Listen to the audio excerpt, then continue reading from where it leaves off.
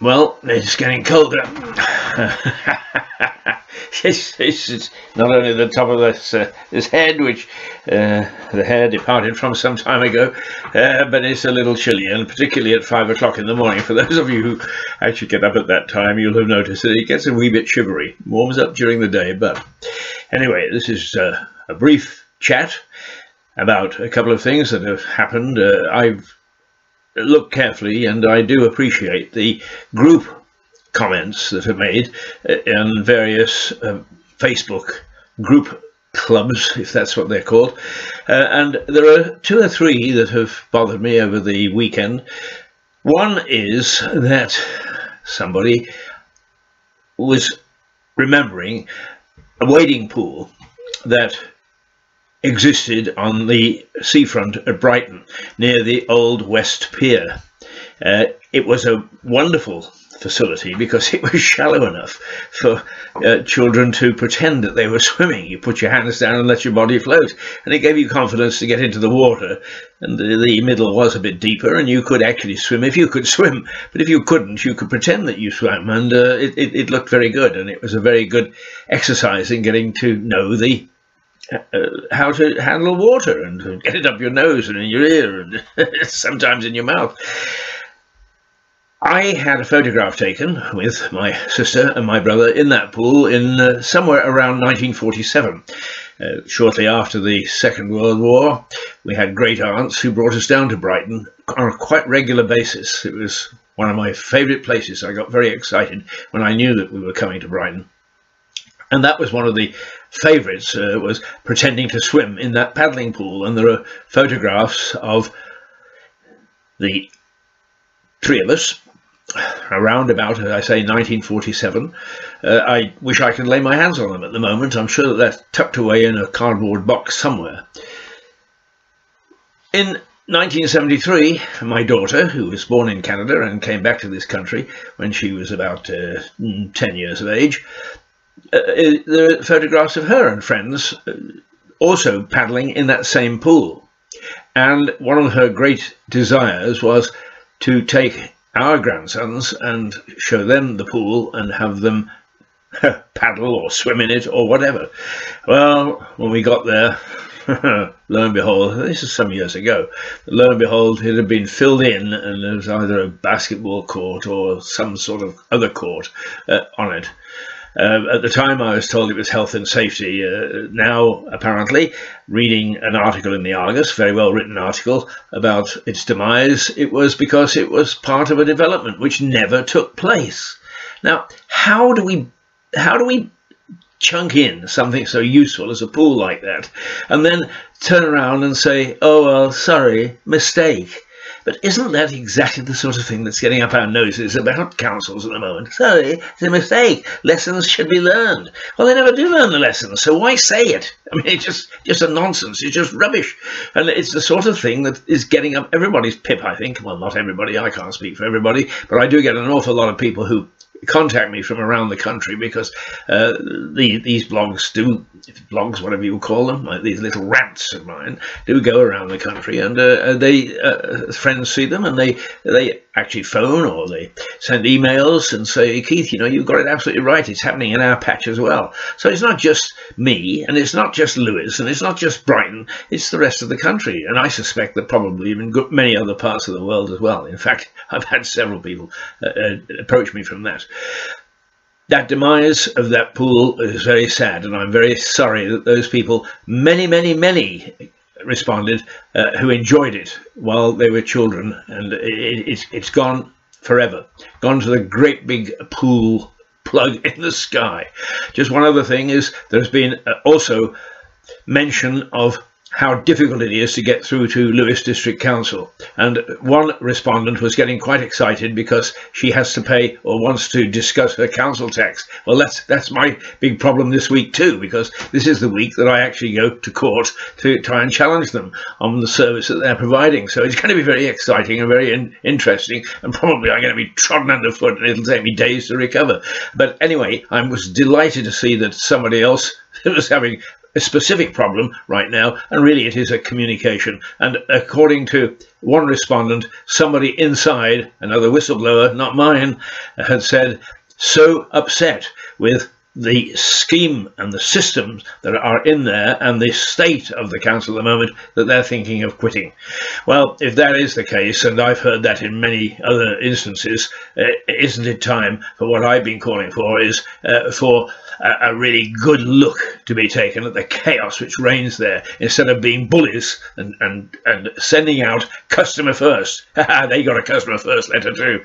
Customer first. Oh, you couldn't make it up. You really couldn't make it up. Oh, well, I won't even try to. All right. Nice to talk to you. Be back tomorrow. Toodle-pip.